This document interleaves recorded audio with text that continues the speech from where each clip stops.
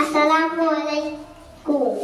আজ পঞ্চম শ্রেণীর ভাই বোনদের বিদায়ের দিন, তাই মনটা অত্যন্ত ভারাক্রান্ত।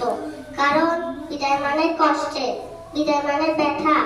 বিদায় কষ্টের, কিন্তু বিদায় আবার আনন্দেরও। বিদায় কষ্টের এই জন্য যে এত বছর তোমাদের সাথে একটা ভাই বোনের অন্যায় করে থাকলে ছোট ভাই বোন হিসেবে ক্ষমা করে দিও।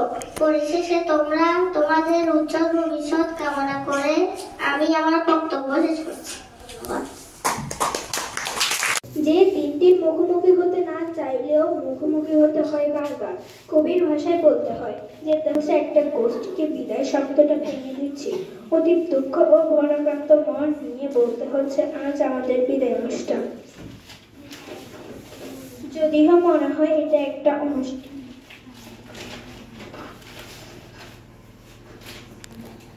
বিদায় অনুষ্ঠান, কিন্তু এটা বোন ও আমার প্রাণপ্রিয় সহপাঠী আবারও সালাম ও শুভেচ্ছা জানিয়ে বিদায় নিচ্ছি। আসসালামু আলাইকুম। অনুষ্ঠানে উপস্থিত সম্মানিত শিক্ষক শিক্ষিকাবৃন্দ ও আমার প্রাণপ্রিয় ভাই ও বোনেরা, সবাইকে জানাই আমার অজান্তে কখনো ভুল করে থাকি তাহলে সুন্দর দৃষ্টিতে দেখে ক্ষমা করে দিবেন। আপনারা আমাদের গুরুজন, আমরা আপনাদের কাছে কৃতজ্ঞ। আমাদের জন্য আপনারা আশীর্বাদ করবেন যাতে আমরা ভালোভাবে প্রতিষ্ঠিত হতে পারি।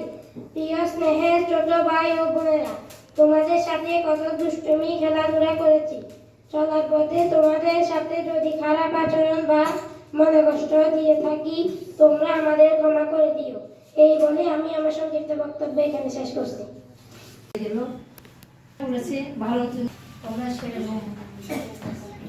মানে সেরকম আচরণ করবে যাতে বলতে পারে যে মহানগর বিদ্যালয়ের ছেলে মেয়েগুলা ভালো, কেউ ওখানে গিয়ে অন্যায় আচরণ করবে না, সুন্দর মার্জিত আচরণ করবে। পরিশেষে তোমাদের সর্বাঙ্গীন উন্নতি কামনা করছি, দোয়া কামনা করছি। অনেক বক্তৃতা হয়ে গেছে, বক্তৃতার আর কোনো অবকাশ নেই। থেকে পঞ্চম শ্রেণী পর্যন্ত মাধ্যমিকের স্তর হলো অতিক্রম করতে পারবে না, তারা কিন্তু মাধ্যমিক স্তরে দিতে পারবে না। আর বাকিগুলার কথা নাই বললাম, বাকিগুলো তো অগ্রয় করা যাবে। তাহলে আজকে এই 4টে স্তরের মধ্যে প্রথম স্তর প্রাথমিক স্তরটা আজকে তোমাদের শেষ, এখানে শেষ, অর্থাৎ 31শে ডিসেম্বর পর্যন্ত এটার স্তর এই সময়টা। এরপরে 1 জানুয়ারি 2025 সাল থেকে তোমাদের মাধ্যমিক স্তর শুরু হয়। একটা স্তর শেষ করে তোমরা আজকে এই সমাপনী অনুষ্ঠানের আয়োজন করা হয়েছে। এরপরে যাবে মাধ্যমিক স্তরে, মাধ্যমিক স্তরের পরে এটা পড়াবে। আমাদের উষা ম্যাডাম কিন্তু একটা কথা বলছে যে লক্ষ্য স্থির করতে হবে। লক্ষ্য স্থির করতে হলে গাড়িতে উঠতে হবে, গাড়িতে উঠে কন্ট্রাক্টরকে করতে হবে। এখন আমি ঢাকা যাব, আমি যদি রিক্সায় উঠি আমি কি ঢাকা যাব? যারা রিক্সায় উঠবে তারা ঢাকা পৌঁছতে পারবে না এমন কথা না, যাবে। তখন তার বেলা শেষ হয়ে যাবে, বেলা শেষ, ওইখানে যাই এখনো। এখন যেতে হলে আমাকে ওই গাড়িটা উঠতে হবে যে গাড়ি ঢাকা যাবে। এখন আমি যদি উত্তরায় উঠি বসে থাকি, যদি বলি যে আমাকে ঢাকা নিয়ে যাও, সে কি যেতে পারবে? তার গন্তব্যস্থল হলো বাড়িহাট পর্যন্ত। এরপরে তার যাওয়ার কোনো স্কোপ নাই।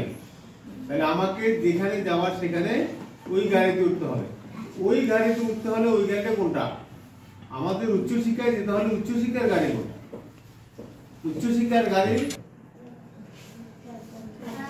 কি জন্য? ঠিকভাবে চলার জন্য। তো ঠিক শিক্ষকরা শাসন করছে কেন? ঠিকভাবে চলার জন্য। ঠিকভাবে চলার জন্য শিক্ষকরাও শাসন করছে। তোমরা কি ঠিকভাবে চলবা?